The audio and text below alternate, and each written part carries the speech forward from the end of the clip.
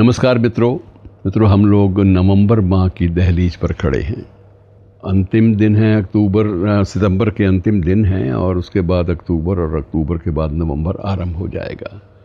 तो नवंबर से जुड़ा एक प्रसंग मैं आपसे साझा कर रहा हूँ। ये वही दिन थे, नवंबर के ही दिन थे।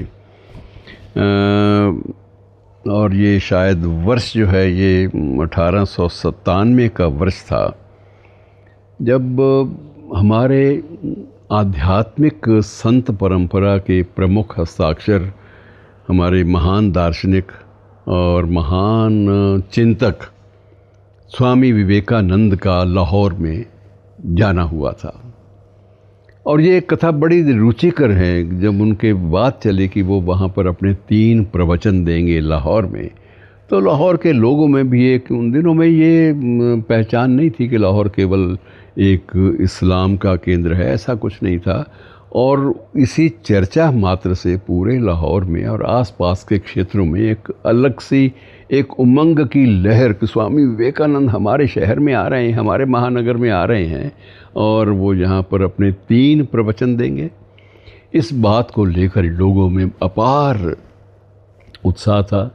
लेकिन आयोजकों में सबसे बड़ा एक मुसीबत वाली बात थी कि आयोजक बड़े चिंतित थे कि अब ये तो बात सारी ठीक है, लेकिन इतनी बड़ी शख्सियत को, इतने बड़े व्यक्ति को, इतने महान चिंतक को हम किस तरह से, कौन सा मंच देंगे, ये बड़ा मुश्किल है।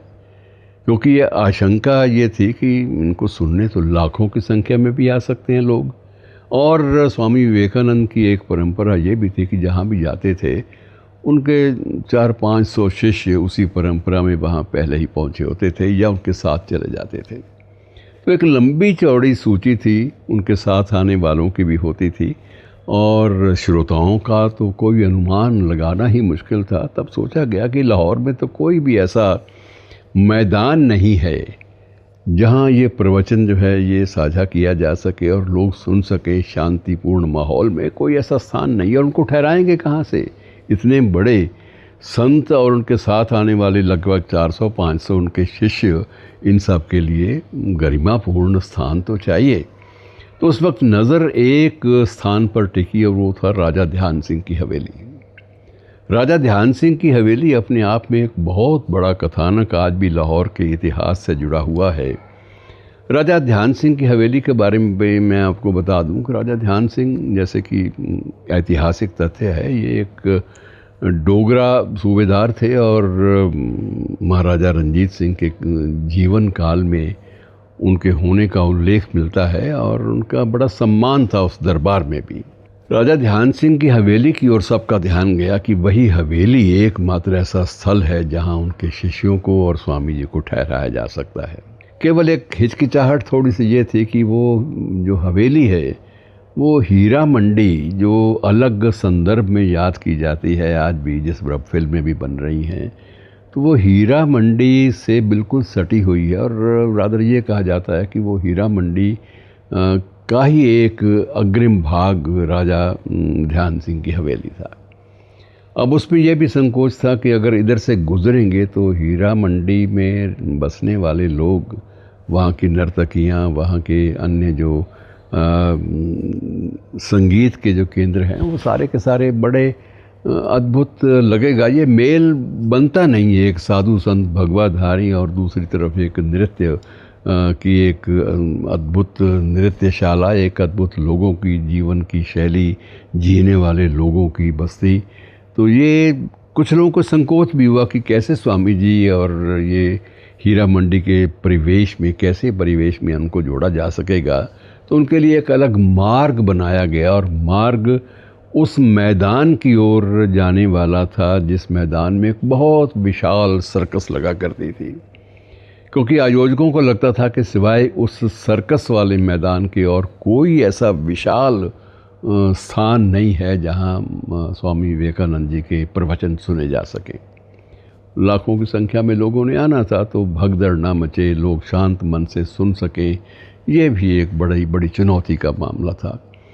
तो बात राजा ध्यान सिंह की हवेली की चल पड़ी, वहाँ उनको ठहराया गया। और वहाँ एक बार ऐसा भी हुआ कि जब उनके लिए जाने का मार्ग, सर्कस की ओर जाने का मार्ग हीरा मंडी के बिल्कुल विपरीत दिशा से चुना गया, नया मार्ग बनाया गया, तो कहा यह जाता है कि हीरा मंडी की बहुत सारी नृत्यांगनाओं ने उसी मार्ग पर पहुंचकर स्वामी विवेकानंद जी का अभिवादन किया, उनका अभिनंदन किया, और एक ने तो ये भी कह डाला कि महाराज आप तो महान संत हैं, आप तो इन सब बातों से ऊपर उठे हुए हैं, इस दैहिक जीवन से आप बिल्कुल ऊपर हैं, आपका स्तर ही और है, चिंतन का भी, जीवन शैली भी और है, अध्यात्म का स्तर भी आपका और है, और आपको इस तरह से हम लोगों के साए से या परछाई से भी परहेज़ जो है, वो बात अजीब सी लगी, लेकिन हमारे मन में आपके प्रति गहरा सम्मान है और उसी सम्मान को व्यक्त करने के लिए हम लोग इसी द्वार पे आ गए।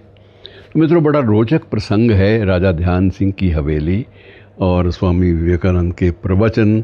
ये 3 प्रवचन वहाँ पर लाहौर में हुए थे, तीनों वहाँ के विशाल सर्कस मैदान में हुए थे, और प्राप्त विवरणों के अनुसार उनके हर प्रवचन में श्रोताओं की संख्या और उनके दर्शनार्थ आने वालों की संख्या लगभग 3 से 5 लाख का अनुमान लगाया जाता है। उन दिनों में आप अनुमान लगाइए कि उस समय 3 से 5, 4 या 5 लाख लोगों की उपस्थिति, और वो भी शांतमय माहौल में बड़ी श्रद्धा और बड़ी तन्मयता के साथ उनको सुनने आए लोग, उनके दर्शनों के लिए आए लोग, ये एक बड़ी विचित्र सी घटना है।